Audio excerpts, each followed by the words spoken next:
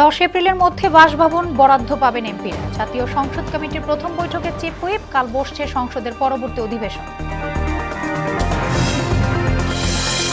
আজও ঢাকামুখী মানুষের ঢল, বাসে বাড়তি ভাড়া আদায়ের অভিযোগ, সড়ক মহাসড়কে যানজট, রেলেও বাড়তি চাপ। কাটানি জ্বালানি সংকট, শৃঙ্খলা রক্ষায় ডিপোগুলোতে বিজেপি মোতায়েন, তদারকিতে পাম্পের ট্যাগ অফিসার নিয়োগ। এবং স্বাধীন ও শক্তিশালী পুলিশ সংস্কার কমিশন গঠনে কাজ চলছে জানালেন স্বরাষ্ট্রমন্ত্রী। কোনো বিশেষ গোষ্ঠীর লাঠিয়াল বানাতে না দেওয়ার হুঁশিয়ারি।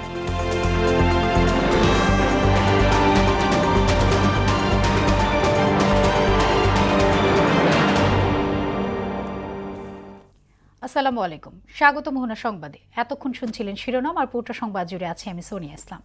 এবারে জানাবো বিস্তারিত। সংসদের সদস্যদের জন্য আগামী 10 এপ্রিলের মধ্যে বাসভবন বরাদ্দ দেয়া হবে বলে জানিয়েছেন সরকারি দলের চিফ হুইপ নুরুল ইসলাম মনি। ত্রয়োদশ জাতীয় সংসদের সংসদ কমিটির প্রথম বৈঠক শেষে একথা জানান তিনি। বলেন, সংসদ অধিবেশনে সাউন্ড জটিলতা পরিকল্পিত না কিনা তা জানতে কমিটি গঠন করা হয়েছে। 3 দিনের কার্যদিবসের মধ্যে এ সংক্রান্ত প্রতিবেদন জমা দেবে তারা। শামুজ্জামান চৌধুরীর রিপোর্ট। ঈদের বিরতির পর ত্রয়োদশ জাতীয় সংসদের মুলতবি অধিবেশন শুরু হবে আগামীকাল। এরই মধ্যে ছুটির দিনেও কর্মচঞ্চল সংসদ ভবন। বেলা 11টায় শুরু হয় সংসদ কমিটির প্রথম বৈঠক। সংসদ ভবনের ক্যাবিনেট কক্ষে চিফ হুইপ নুরুল ইসলাম মনির সভাপতিত্বে বৈঠকে যোগ দেন সদস্যরা। বৈঠকে সংসদের সাউন্ড ব্যবস্থা জোরদার, এমপিদের আবাসন নিশ্চিত সহ অন্যান্য বিষয়ে সিদ্ধান্ত নেয় কমিটি। বৈঠক শেষে চিফ হুইপ জানান, সংসদ অধিবেশনে সাউন্ড জটিলতা পরিকল্পিত কিনা তা জানতে কমিটি গঠন করেছে সংসদ কমিটি। পরামর্শ চাওয়া হয়েছে বিশেষজ্ঞদের। অ্যাকচুয়ালি সাউন্ড সিস্টেমের জন্য যে প্রবলেম, তার জন্য এক্সপার্ট লোকরে আমরা ইনভাইট করেছি, সেটা হলো বুয়েট থেকে, যারা সাউন্ড বিশেষজ্ঞ, এরকম লোকজন দাওয়াত করেছি, যাতে আমাদের সাউন্ড সিস্টেমটা রিয়েলি প্রপারলি কাজ করে তার ব্যবস্থার জন্য আমরা ওনাদের নেতৃত্ব করেছি। দুটো জিনিস দেখবো, এখানে একটা সিকিউরিটির আসপেক্ট আছে, যাতে সাবোটেজ হয়েছে কিনা, আর হলো রিয়েল সাউন্ড সিস্টেমের প্রবলেমটা কি, তা রিজলভ করার পদ্ধতি কি, সেই দুইটা। এ সময় সংসদ সদস্যের জন্য আবাসন নিশ্চিতের সিদ্ধান্তের কথা জানান চিফ হুইপ। 10 এপ্রিলের মধ্যে সংস্কার সহ বরাদ্দের কথা বলেন তিনি। আবাসনের ব্যাপারে আমরা একটা সিদ্ধান্ত নিয়েছি এরকম, যে আমরা মাননীয় এমপি সাহেবদের এটা বলছি খুব এক্সপ্লয়েট করার জন্য, যেন প্রয়োজনীয় যেসব জিনিস কিনতে হবে তা যেন কিনে তাড়াতাড়ি, এবং পূর্ত মন্ত্রণালয়ের মানে পূর্ত বিভাগের আন্ডারে যেসব কাজ আছে সেগুলো যেন তাড়াতাড়ি সম্পন্ন হয়। এছাড়া যে আর অন্যান্য যেগুলো ছোটোখাটো জিনিস যা কিনতে হবে তা কিনে আমরা যেন 10 তারিখের মধ্যেই আমরা চেষ্টা করব বরাদ্দ দেওয়ার জন্য। 12ই মার্চ সংসদ অধিবেশনের উদ্বোধনী দিনে চিফ হুইপকে সভাপতি করে গঠিত হয় 11 সদস্যের সংসদ কমিটি।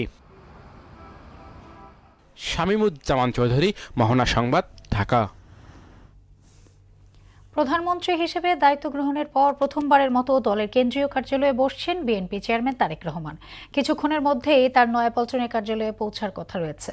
প্রধানমন্ত্রী হিসেবে শপথ নেওয়ার পর এটিই হবে তার প্রথম কেন্দ্রীয় কার্যালয়ে যাওয়া। এ নিয়ে আরও জানাতে নয়াপল্টন থেকে যুক্ত হচ্ছেন সহকর্মী তানজিদ ভাই। আমরা চলে যাচ্ছি তার কাছে। তানজিদ, প্রধানমন্ত্রী আগমন ঘিরে কেমন দেখছেন কেন্দ্রীয় কার্যালয়ের সামনে? আপনি তো সেখানে আছেন, কি তথ্য আপনার কাছে আছে জানাবেন।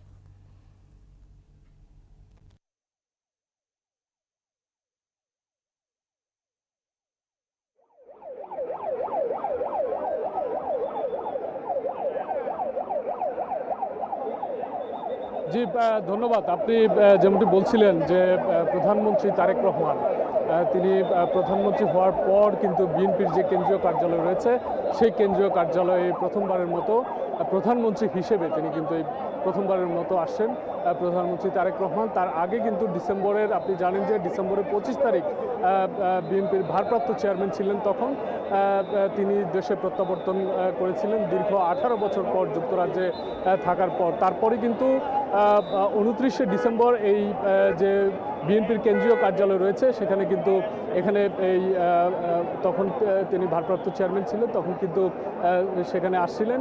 এখন প্রধানমন্ত্রী হিসেবে এই বিএনপির যে কেন্দ্রীয় কার্যালয় রয়েছে দলের, সেখানে আসাকে কেন্দ্র করে এখানে কিন্তু নিরাপত্তা ব্যবস্থা থেকে শুরু করে দলের যে নেতাকর্মীরা রয়েছে সেই নেতাকর্মীদের কিন্তু উচ্ছ্বাস উদ্দীপনা বিরাজ করছে। সর্বস্তরের নেতাকর্মী, বিশেষ করে ছাত্রদল, যুবদল, স্বেচ্ছাসেবক দল থেকে শুরু করে বিভিন্ন অঙ্গ এবং সহযোগী সংগঠনের নেতাকর্মীরা তারা কিন্তু এখানে জড়ো হয়েছেন। এবং আমরা দেখতে পাচ্ছি যে আইনশৃঙ্খলা রক্ষাকারী বাহিনীর যে কড়া নিরাপত্তা সেটি কিন্তু জোরদার করা হয়েছে। আমরা একটু কথা বলার চেষ্টা করছি যারা এখানে অবস্থান করছেন নেতাকর্মী তাদের। বিসমিল্লাহির রহমানির রহিম। আপনারা জানেন আমাদের প্রিয় নেতা জনাব তারেক রহমান 17 বছর নির্বাচিত থাকার পরে গত 25শে ডিসেম্বর আমাদের মাঝে ফিরে আসেন। লক্ষ শত সহস্র মানুষের উপস্থিতির মধ্য দিয়ে তিনি আমাদের মাঝে জিয়া আন্তর্জাতিক বিমানবন্দর যে এখানে তার আগমন ঘটে এবং তিনি আমাদের মাঝে বাংলাদেশ জাতীয়তাবাদী দলের একজন ভারপ্রাপ্ত চেয়ারম্যান হিসাবে সেদিন এসেছিলেন এবং সেদিন 29শে ডিসেম্বর আমাদের মাঝে এই বাংলা নয়াপল্টনের এই অফিসে তিনি এসেছিলেন ভারপ্রাপ্ত চেয়ারম্যান হিসাবে। এবং আজকের এই দিনে আজকে এই মার্চের 28 তারিখ উনি আসতেছেন আমাদের মাঝে বাংলাদেশের একজন সফল প্রধানমন্ত্রী হয়ে। ইতিমধ্যে তিনি যে অঙ্গীকার করেছিলেন নির্বাচন পূর্ববর্তী 1 মাসের মধ্যেই তিনি তার পূরণ করতে সক্ষম হতে যাচ্ছেন। অনেকাংশে তিনি পূরণ করেছেন এবং এই পূরণের ধারা অব্যাহত থাকবে বলে আমরা বিশ্বাস করি ইনশাআল্লাহ। তারেক রহমান। ধন্যবাদ। আপনারা শুনছিলেন যে তানজিদ, আপনাকে ধন্যবাদ। পরিবার পরিজনের সঙ্গে ঈদ আনন্দ উদযাপন শেষে জীবিকার তাগিদে ঢাকায় ফিরছেন কর্মজীবী মানুষ। সকাল থেকে বাস ও ট্রেনে যাত্রীদের ছিল উপচে পড়া ভিড়। কিছু পরিবহনে অতিরিক্ত ভাড়া আদায়ের অভিযোগ থাকলেও সামগ্রিকভাবে ঢাকামুখী যাত্রা ছিল অনেকটাই স্বস্তিদায়ক। নাজমুল ইসলামের প্রতিবেদন। ঈদের অষ্টম দিনেও প্রিয়জনের সঙ্গে আনন্দ ভাগাভাগি শেষে ঢাকায় ফিরছে মানুষ। সকাল থেকেই কমলাপুর রেলওয়ে স্টেশনে ছিল যাত্রীদের উপচে পড়া ভিড়। দেশের বিভিন্ন জেলা থেকে ছেড়ে আসা ট্রেনগুলোতে ছিল অতিরিক্ত যাত্রীর চাপ। ছাদে দাঁড়িয়ে কিংবা দরজার কাছে অবস্থান নিয়েই ঢাকায় ফিরছেন অনেক যাত্রী। পরিবার পরিজনকে রেখে কষ্ট হলেও জীবিকা ও জীবনের তাগিদেই ব্যস্ত নগরীতে ফিরতে হচ্ছে মানুষকে। চাকরির ক্ষেত্রে মায়ের টান ছেড়ে আসতেই হয়, চাকরি করতে হয়, পরিবার চালাতে হয়। খারাপ লাগছে, একটা পিছু টান রয়ে গেছে গ্রামের প্রতি। ট্রেনে অতিরিক্ত যাত্রীর চাপ থাকায় ফিরতি যাত্রায় যাত্রীদের বেশ ভোগান্তি পোহাতে হয়েছে। তবুও সময়মতো গন্তব্যে পৌঁছাতে পেরে স্বস্তি প্রকাশ করছেন অনেকেই। সবাই তো ঢাকায় আসতেছে, অনেক কষ্ট হয়েছে আসতে, জ্যাম হয়েছে অনেক, ভিড় একটু বেশি ছিল। আপাতত তেমন কোনো সমস্যা হয়নি। ব্যাপক জ্যাম, ভিতরে নড়াচড়া করা যায় না, বাথরুমে যাওয়া যায় না, মানে কঠিন অবস্থা। তবে ঢাকা থেকে ছেড়ে যাওয়া ট্রেনগুলো ছিল বেশিরভাগই ফাঁকা। ঈদে যারা ছুটি পাননি তাদের অনেকেই নারীর টানে বাড়ি ফিরছেন।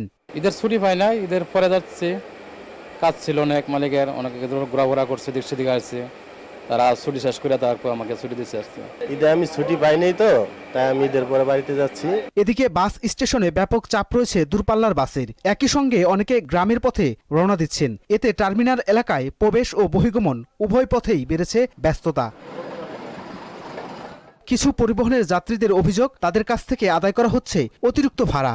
অনেক সমস্যা, রাস্তায় অনেক জ্যাম, আর ভাড়াও অনেক বেশি। 300 টাকার ভাড়া 500 টাকা, 800 টাকা ভাড়া তো বেশি নিচ্ছে। এখন আগে তো ছিল 310 টাকা করে, তো এখন নিচ্ছে 500 টাকা করে। ট্রেনের তুলনায় বাস যাত্রায় যানজট ও ভিড় তুলনামূলক কম থাকায় স্বস্তি প্রকাশ করছেন অনেকেই। ইনশাআল্লাহ ভালো করে আসছি আজকে, সমস্যা হয় না, সকাল থেকে আসতে পারছি। খুব সুন্দরভাবে গাড়ি আসছে, কোনো সমস্যা হয়নি। নাজমুল ইসলাম, মোহনা সংবাদ, ঢাকা। রাজধানীতে তীব্র আকার ধারণ করেছে জ্বালানি তেলের সংকট। প্রতিটি ফিলিং স্টেশনে ক্রেতাদের দীর্ঘ সারি। এদিকে জ্বালানি তেল মজুদ প্রতিরোধ, বিপণনে শৃঙ্খলা রক্ষা এবং নিরবচ্ছিন্ন জ্বালানি তেল সরবরাহ নিশ্চিতে সারা দেশে 19টি ডিপোতে বিজিবি মোতায়েন করা হয়েছে। এছাড়া বাংলাদেশের জ্বালানি ব্যবস্থাপনা কার্যক্রম তদারকি ও সমন্বয়ের লক্ষ্যে সব পেট্রোল পাম্পে ট্যাগ অফিসার নিয়োগের সিদ্ধান্ত নেওয়া হয়েছে। দর্শক, এই নিয়ে আরো জানাতে রাজধানী থেকে যুক্ত হচ্ছেন সহকর্মী তরিকুল ইসলাম। আমরা চলে যাচ্ছি তার কাছে। তরিকুল, রাজধানীর পেট্রোল পাম্পের এই সার্বিক চিত্র এই মুহূর্তে এখন কি দেখছেন, কি তথ্য আপনার কাছে আছে জানাবেন?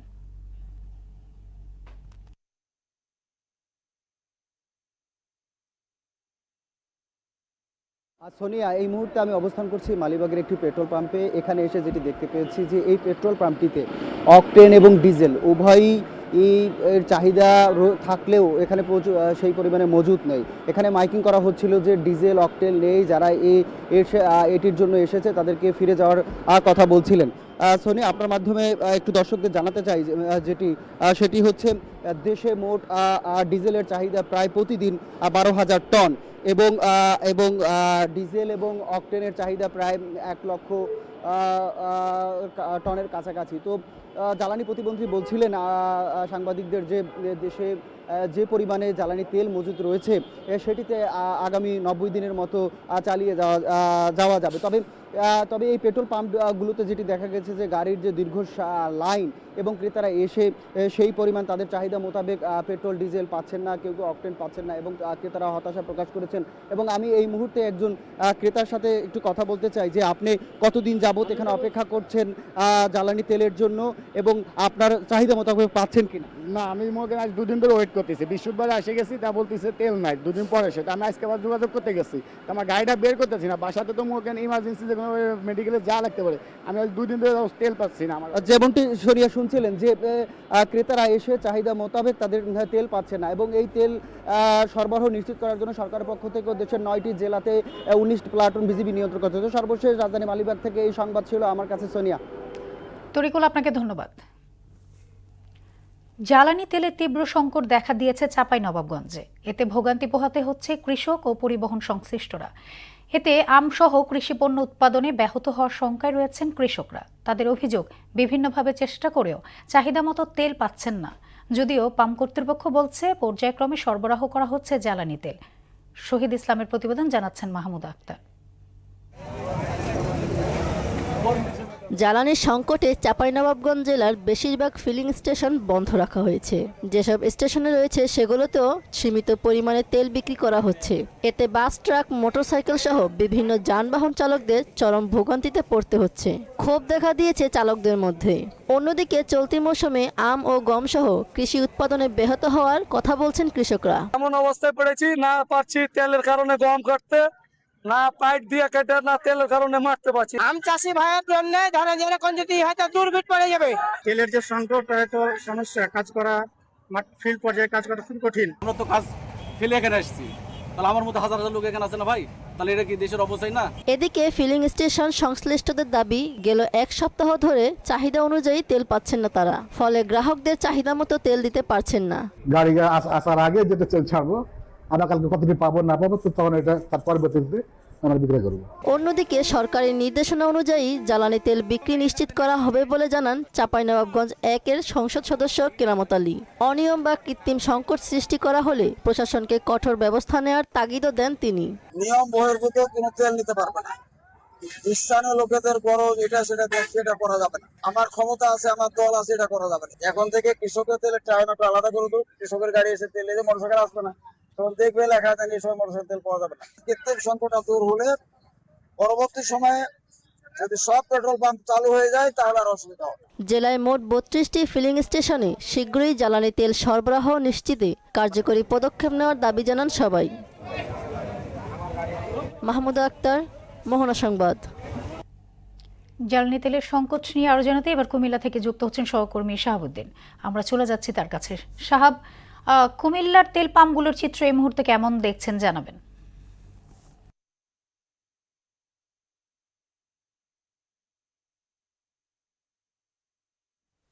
সোনিয়া, ধন্যবাদ আপনাকে। যেমনটি আপনি জানতে চেয়েছেন, যদি কুমিল্লার যে জ্বালানি তেলের সংকট, এটি নিয়ে যদি সার্বিক অবস্থা আপনাকে জানাই, তবে বলতে হয় পাম্পগুলোতে কিন্তু যানবাহনের তেল সরবরাহ করার জন্য কিন্তু যানবাহনের উপচে পড়া ভিড় আমরা লক্ষ্য করেছি। এটি নিয়ে আমরা যে পাম্পের মালিক পক্ষ আছে তাদের সাথে কথা বলার সুযোগ হয়েছিল। একাধিক মালিক পক্ষের সাথে কথা বলে যেমনটি জেনেছি, তারা আমাদেরকে জানিয়েছে যে পর্যাপ্ত পরিমাণ তেল তারা পূর্বের মতোই সরবরাহ করতেছে এবং পাচ্ছে, কিন্তু উল্টো দিকে সাধারণ গ্রাহকের যে চাহিদা, সেই চাহিদা অনুযায়ী তারা তেল দিতে পারতেছে না। তারা আমাদেরকে যেমনটি জানিয়েছে যে এটি মূলত আতঙ্কের কারণে হচ্ছে। যারা আগে 2 থেকে 3 লিটার তেল নিতে আসতো, তারা এখন 10 লিটার চাচ্ছে। অপুরন্ত অতিরিক্ত যে চাহিদার কারণে এই সংকট সৃষ্টি হচ্ছে বলে পাম্প মালিকরা আমাদেরকে জানিয়েছে। উল্টো দিকে যারা তেল নিতে আসতেছে তারা জানাচ্ছে যে তারা একাধিক পাম্পে গিয়ে তেল পাচ্ছে না এবং তাদের চাহিদা মতো তেল দিতে ব্যর্থ হচ্ছে পাম্প কর্তৃপক্ষ।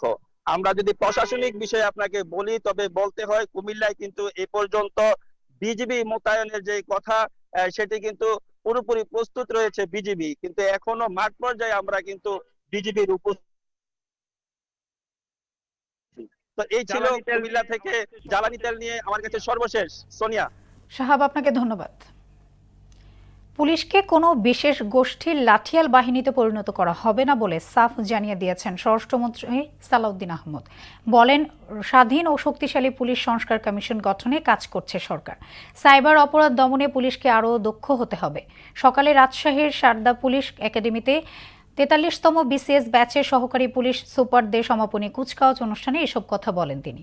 বর্তমান পোশাকে বাহিনীর সদস্যরা সন্তুষ্ট নয় জানিয়ে স্বরাষ্ট্রমন্ত্রী বলেন, অতীতের ঐতিহ্যমণ্ডিত কোনো উপযুক্ত পোশাক ফিরিয়ে আনার বিষয়ে ভাবছে সরকার। বর্তমান সরকার বিশ্বাস করে পুলিশ কোনো বিশেষ দলের বা গোষ্ঠীর লাঠিয়াল বাহিনী নয়, বরং পুলিশ হবে জনগণের কৃত্রিম বন্ধু। পুলিশের কর্মকর্তা দের সাথে আলাপ করে যেটা অনুধাবন করেছি, বর্তমানের যে পোশাক, এই পোশাকে পুলিশ বাহিনী সন্তুষ্ট নয়। আমাদের আগের ঐতিহ্যমণ্ডিত যে কোনো একটি পোশাক বাংলাদেশ পুলিশ বাহিনী পায়। স্পিকার হাফিজউদ্দিন আহমদের সহধর্মিণী দিলারা হাফিজ সিঙ্গাপুরে চিকিৎসাধীন অবস্থায় ইন্তেকাল করেছেন। ইন্না লিল্লাহি ওয়া ইন্না ইলাইহি রাজিউন।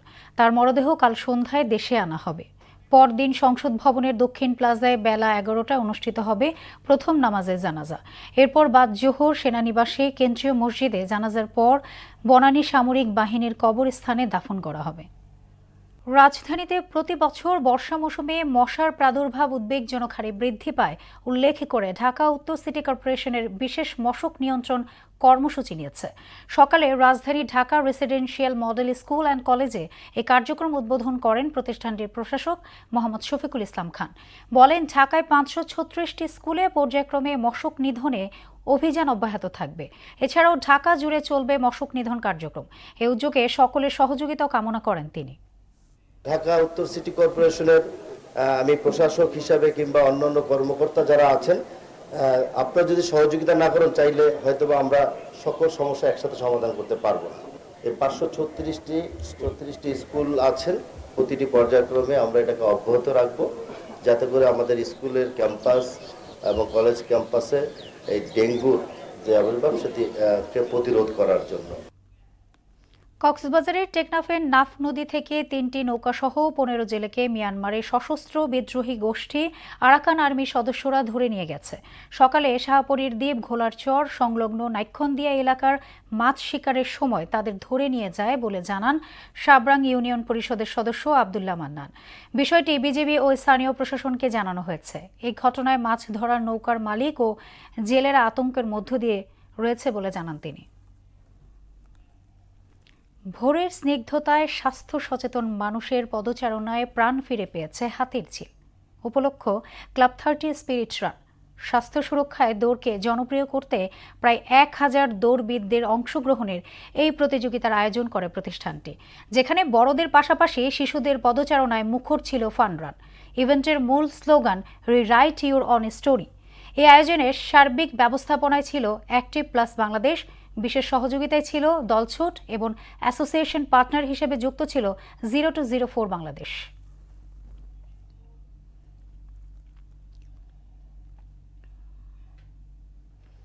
ঈদের টানা 10 দিন ছুটি শেষে চাঁপাইনবাবগঞ্জের সোনা মসজিদ স্থলবন্দরে আমদানি রপ্তানি কার্যক্রম শুরু হয়েছে। তবে পাসপোর্টধারী যাত্রীদের যাতায়াত স্বাভাবিক ছিল বলে জানিয়েছেন সংশ্লিষ্ট কর্তৃপক্ষ। সকালে এই তথ্য নিশ্চিত করেছেন পানামা সোনা মসজিদ পোর্ট লিংক লিমিটেডের জনসংযোগ কর্মকর্তা টিপু সুলতান। এদিকে ছুটির সময়ও সোনা মসজিদ ইমিগ্রেশন চেকপোস্ট দিয়ে পাসপোর্টধারী যাত্রীদের বাংলাদেশ ও ভারতের মধ্যে যাতায়াত স্বাভাবিক ছিল বলে জানান সোনা মসজিদ ইমিগ্রেশন চেকপোস্টের ইনচার্জ জামিরুল ইসলাম। নাটোরের সিংড়ায় প্রায় 3 কোটি টাকা ব্যয়ে নির্মিত ফুটওভার ব্রিজটি কোনো কাজে আসছে না। এটি এখন শুধুই নগরীর শোভা বর্ধন করছে। পথচারীদের অভিযোগ, ব্রিজটি অনেক উঁচুতে হওয়ায় ব্যবহারে তারা ভোগান্তিতে পড়েন। এছাড়াও কিছু অংশ ভেঙে পড়ায় চলাচলের জন্য ঝুঁকিপূর্ণ হয়ে পড়েছে। এর ফলে পারাপারে বিকল্প হিসেবে মহাসড়ককে বেছে নেন তারা। ইমরান আলী রানার প্রতিবেদন, জানাচ্ছেন মাহমুদ আক্তার। নাটোরের সিংড়ায় পথচারীদের নিরাপদে পারাপারের জন্য ৮ বছর আগে প্রায় ৩ কোটি টাকা ব্যয়ে নির্মাণ করা হয় ফুট ওভারব্রিজ। 34.26 মিটার দৈর্ঘ্যের ফুট ওভারব্রিজ উদ্বোধন করা হয়েছে 2018 সালের 5 নভেম্বর। প্রকল্পটি বাস্তবায়ন করে সড়ক ও জনপথ বিভাগ। কিন্তু নির্মাণের পর থেকেই পথচারীরা ফুট ওভারব্রিজটি ব্যবহারে তেমন আগ্রহী না। তাদের অভিযোগ, ব্রিজটি অনেক উঁচুতে স্থাপন করা হয়েছে, এতে ভোগান্তিতে পড়েন বৃদ্ধ ও শিশুরা। এছাড়াও নিয়মিত রক্ষণাবেক্ষণের অভাবে বিভিন্ন অংশ ভেঙে পড়ায় চলাচলের জন্য ঝুঁকিপূর্ণ ব্রিজটি। যে কোনো সময় ঘটতে পারে বড় ধরনের দুর্ঘটনা। একদিকে লোকজন ঝুঁকি নিয়ে পারাপার হচ্ছে, অন্যদিকে ব্যবহারের অভাবে ব্রিজটি নষ্ট হয়ে গেছে। নিম্নমানের নির্মাণ সামগ্রী দিয়ে ব্রিজটি নির্মাণ করায় এবং যথাযথ ব্যবহার না হয় ব্রিজটি এখন প্রায় ব্যবহারের অযোগ্য হয়ে পড়েছে। কর্তৃপক্ষকে আহ্বান জানাবো যেন ব্রিজটি খুব দ্রুত রিপেয়ার করা হয়, অতি তাড়াতাড়ি সারার ব্যবস্থা করুক। তো ওভারব্রিজের পরিস্থিতি তেমন ভালো না, এখন দেখা যাচ্ছে নিরাপত্তা তেমন নাই, এখানে ভেঙে গেছে, চলাচল করা খুব সমস্যা। ওভারব্রিজটি মেরামতে নাটোর জেলা সড়ক বিভাগকে অবহিতের কথা জানান এই নির্বাহী কর্মকর্তা। বিভিন্ন জায়গায় কিছু কিছু জায়গায় যেমন হালকা একটু জং ধরছে বা যে কোনো গর্ত হয়ে গেছে, তো আমরা এটা অবলোকন করেছি এবং আমরা নাটোর জেলা সড়ক বিভাগকে অবগত করেছি, তারা যেন এটি দ্রুত সংস্কারের ব্যবস্থা নেয়। দ্রুত সময়ে ব্রিজটি মেরামত করে ব্যবহারের উপযোগী করবে কর্তৃপক্ষ, এমনটাই প্রত্যাশা স্থানীয়দের। মাহমুদ আক্তার, মোহনা সংবাদ। এবারে জানাবো আন্তর্জাতিক সংবাদ। ইরানের দুটি বড় স্টিল কারখানা, একটি হেভি ওয়াটার কেন্দ্র ও পারমাণবিক কেন্দ্রে হামলা চালিয়েছে যুক্তরাষ্ট্র ও ইসরায়েল। এই হামলার জবাবে মার্কিন ও ইসরায়েলি প্রতিষ্ঠানে পাল্টা হামলা চালিয়েছে ইরান। এদিকে চলমান সংঘাতে যোগ দিয়েছে ইয়েমেনের হুতি বিপ্লবীরা। ঐশী আলমের ডেস্ক রিপোর্ট। ইরানের দুটি বড় স্টিল কারখানা, একটি হেভি ওয়াটার কেন্দ্র ও পারমাণবিক কেন্দ্রে হামলা চালিয়েছে যুক্তরাষ্ট্র ও ইসরায়েল। এ হামলার পর মধ্যপ্রাচ্যে অবস্থিত যুক্তরাষ্ট্র ও ইসরায়েল সংশ্লিষ্ট শিল্প প্রতিষ্ঠান থেকে কর্মীদের সরে যেতে বলেছে ইরানের ইসলামিক বিপ্লবী গার্ড। তারা বলেছে তাদের প্রতিষ্ঠানে হামলার জবাবে মার্কিনী ও ইসরায়েলি প্রতিষ্ঠানে হামলা চালানো হবে। শুক্রবার ইসরায়েলকে লক্ষ্য করে 2 দফা মিসাইল ছুড়েছে ইরান। এছাড়া সৌদি আরবে যুক্তরাষ্ট্রের বিমান ঘাঁটিতে ক্ষেপণাস্ত্র ও ড্রোন হামলা চালিয়েছে ইরান। এতে মোট 12 জন মার্কিন সেনা আহত হয়েছে। চলমান যুদ্ধে প্রথমবারের মতো ইয়েমেন থেকে একটি ক্ষেপণাস্ত্র ইসরায়েলের দিকে ছুড়েছে হুতি বাহিনী। এদিকে চলমান যুদ্ধ ও রাজনৈতিক সংকট নিয়ে আলোচনা করেছেন রাশিয়ার পররাষ্ট্রমন্ত্রী সের্গেই ল্যাভরভ ও ইরানের পররাষ্ট্রমন্ত্রী আব্বাস আরাকচি। ল্যাভরভ তেহরানে নতুন করে মানবিক সহায়তা পাঠানোর বিষয়েও আরাকচিকে অবহিত করেন। ল্যাভরভ ও আরাকচি আন্তর্জাতিক আইন মেনে এবং সংশ্লিষ্ট সব দেশের স্বার্থ বিবেচনায় নিয়ে এই সংঘাতকে রাজনৈতিক ও কূটনৈতিক সমাধানের পথে ফিরিয়ে আনার সম্ভাবনা নিয়েও আলোচনা করেছেন। অন্যদিকে যুক্তরাষ্ট্রের অভ্যন্তরীণ গোয়েন্দা সংস্থা FBI এর প্রধান কাস প্যাটেলের ব্যক্তিগত ইমেইল হ্যাক করেছেন ইরানি হ্যাকাররা। এরপর সেখান থেকে নেয়া বিভিন্ন ছবি ও তথ্য প্রকাশ করে দিয়েছেন তারা। ঐশী আলম, মোহনা সংবাদ। হ্যামস্ট্রিং ইনজুরিতে পড়ে 5 সপ্তাহের জন্য মাঠের বাইরে ছিটকে গেছেন ব্রাজিলিয়ান ও বার্সেলোনা ফরওয়ার্ড রাফিনিয়া। বৃহস্পতিবার ফ্রান্সের বিপক্ষে প্রীতি ম্যাচে বেশ অস্বস্তি অনুভব করলে প্রথমার্ধ শেষে তাকে আর মাঠে নামাননি কোচ আনচেলতি। তার ডান হ্যামস্ট্রিংয়ে চোট ধরা পড়ে বলে বিষয়টি নিশ্চিত করেছে তার ক্লাব বার্সেলোনা। ক্লাব সূত্রে জানা গেছে পুরোপুরি সুস্থ হতে তার প্রায় 5 সপ্তাহ সময় লাগতে পারে। তবে আগামী 10 মে এল ক্লাসিকোতে রিয়াল মাদ্রিদের বিপক্ষে গুরুত্বপূর্ণ ম্যাচের আগে দলে ফিরতে পারেন রাফিনিয়া। শেষ করব মোহনা সংবাদ, যাবার আগে শিরোনামগুলো আরও একবার।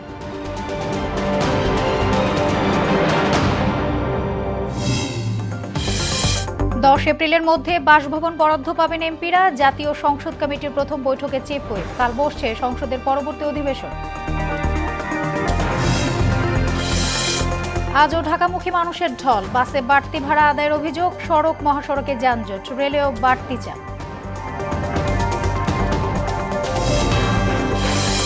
কাটেনি জ্বালানি সংকট। শৃঙ্খলা রক্ষায় ডিপোগুলোতে বিজেপি মোতায়েন। তদারকিতে পাম্পে ট্যাগ অফিসার নিয়োগ। এবং স্বাধীন ও শক্তিশালী পুলিশ সংস্কার কমিশন গঠনে কাজ চলছে জানালেন স্বরাষ্ট্রমন্ত্রী। কোনো বিশেষ গোষ্ঠীর লাঠিয়াল বানাতে না দেওয়ার হুঁশিয়ারি।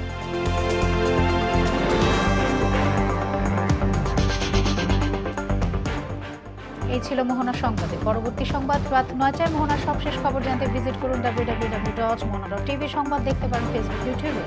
এতক্ষণ সঙ্গে থাকার জন্য ধন্যবাদ।